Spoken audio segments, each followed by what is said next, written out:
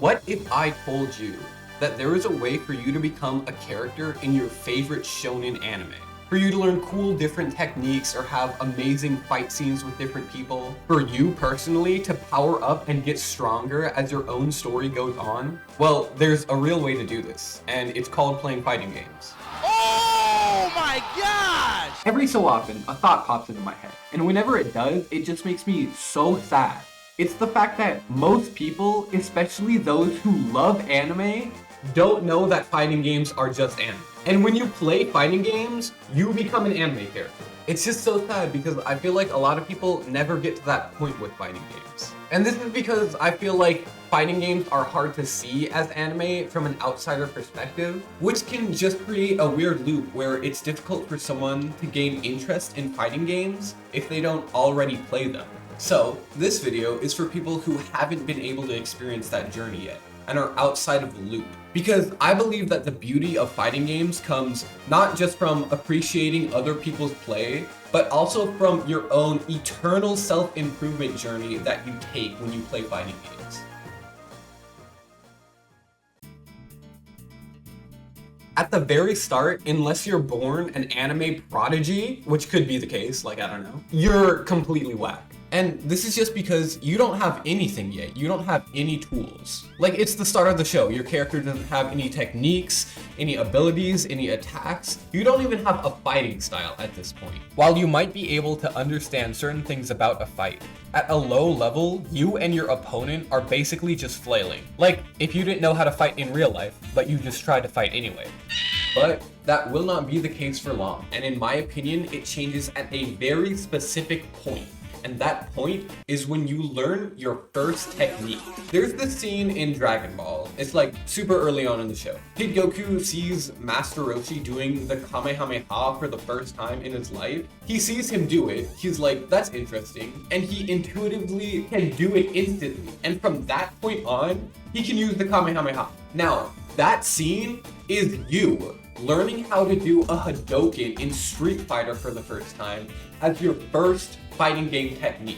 And that is not to say that motion inputs are the only techniques of fighting games. When I say techniques in fighting games, I'm talking about anything that is not naturally intuitive to someone who's picking up a game for the first time. And what you consider intuitive changes from person to person, but things like learning Okis, safe jumps, safe pressure, block strings, tick throws, anti-airs, meaties, those are all techniques. And someone either knows how to do a safe jump, or they don't. Someone either knows how to do a Kamehameha or beam attack, or they don't.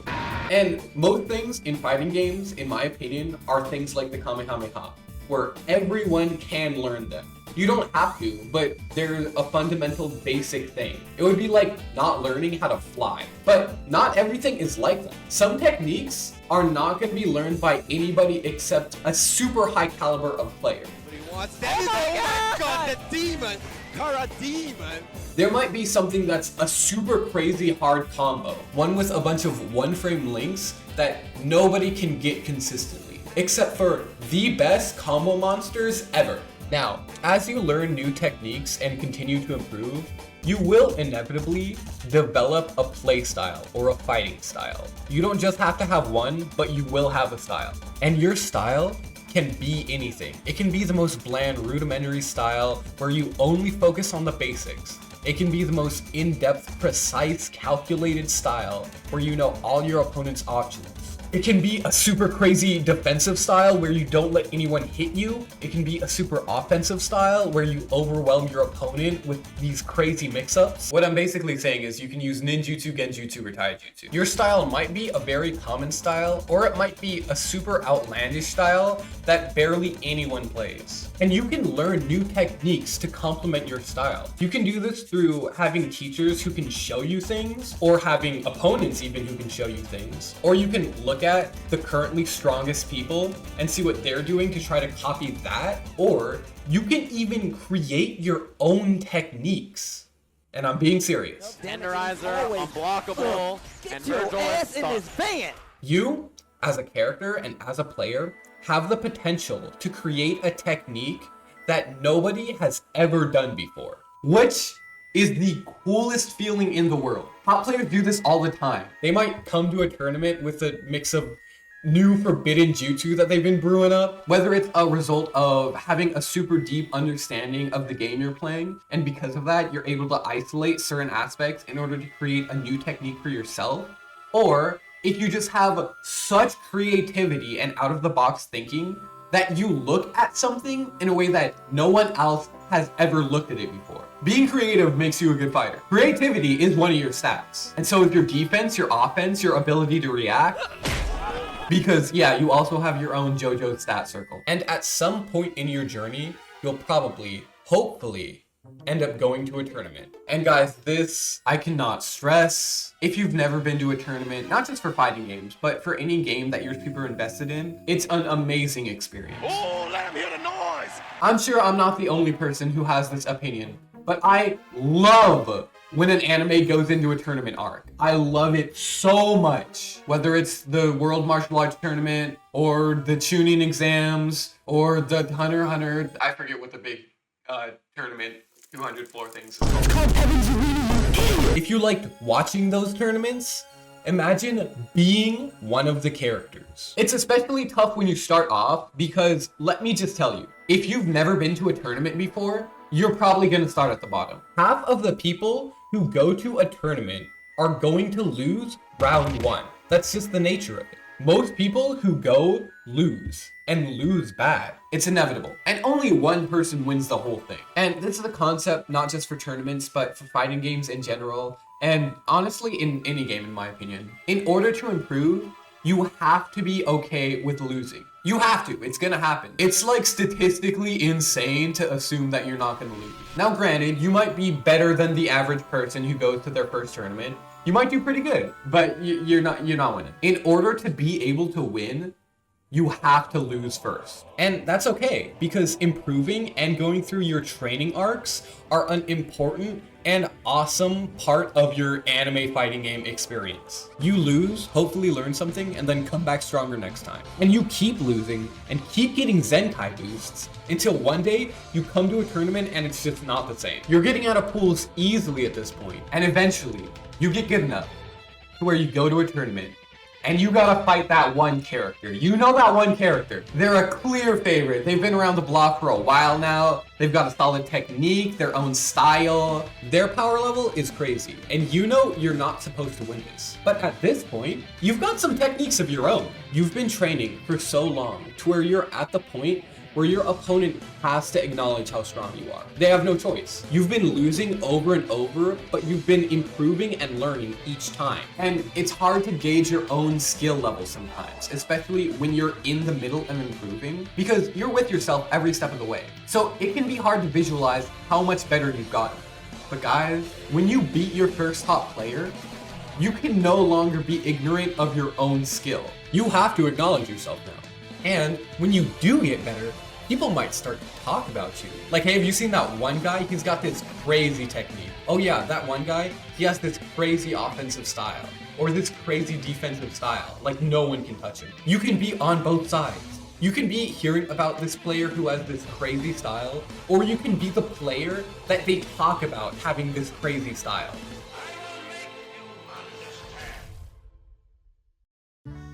Because at the end of the day, there is no one way to get better at fighting games. You just learn stuff and improve. And that means that the stuff that you learn will always be unique to you. Catch me if you can, said P-Sam. No one else is ever gonna learn the same amount of stuff in the same way that you did and apply it the same way, which means that the way you play is always gonna be unique. And this applies to every level, even top level players. Most top players just know how to do everything. Like, they have strengths and weaknesses, of course, but they know all the techniques. But that is not always the case. You can be a top player and have really low in one stat, to the point where people are like, how is he even a top player? He literally can't even do a good combo. But your something else is just so high that it compensates. You're like, oh, it's okay. I can just read my opponent perfectly every time. You can min-max in fighting games. You are never required to become good at any particular skill. And that's one of the beauties of fighting games, in my opinion, is how each top player can individually come to their own conclusion about the game and how to win. And of course, some people aren't even trying to win. They're trying to win with a specific character, or they're just trying to have fun, you can accomplish your own goal however you want, and in spite of any setbacks. Justin Wall! Oh my god! You can create a dope-ass style. Even if you don't have any ninjutsu or genjutsu, you can create a dope-ass style. You're like, yeah, I don't have reaction time. My brain doesn't work like that. And I also can't really read my opponent. Like, I just can't get in the headspace of what they're thinking. And I'm also really bad at neutral. Like, I just guess wrong a lot of the time. Yeah, but I can one-hit KO you off of any single hit that I do in the game because I have perfect combos. And I just picked up a character that has insanely difficult and insanely precise combos, and I can just kill you off of any hit because I'm perfect with combos. That's my style. I'm not good at anything else, but damn, am I gonna be good at combos. My ninja way is to be a top player without neutral. Like, isn't that such a cool style? Oh damn, I guess I just can't get hit any one time by this person because I'm gonna die. Like, seriously, even if you can't use your hands, you can be good at fighting games. Anyone can be good at fighting games. And it also doesn't matter how good you are right now. Even if you have no natural talent, you just play and then improve. And that's not just because anyone now can have the resources to be better at fighting games, for fighting games or anything. If you keep trying to improve, you will improve. But unfortunately, most people will never find out that fighting games are actually just shonen anime character simulators. Fighting games as a genre are pretty niche, and they're also pretty unforgiving. When you lose in a fighting game, you lose hard, and it's your fault for losing. And acknowledging and internalizing that is a step towards improvement. And someone might be a fan of fighting games just in a more casual way. Like, they pick up a game, they flail around, they button mash, and they're like, oh, that was cool. And there's nothing wrong with enjoying fighting games casually. I just want to let you guys know what you're missing out on. So, if any of this sounds like the coolest thing you've ever heard, oh my god, I want to be an anime character, then consider giving fighting games a chance, because I promise they will be worth it. But anyways, that's gonna do it for today, guys. Subscribe if you liked the video, and call me ugly if you didn't like the video, and I'll see you guys later.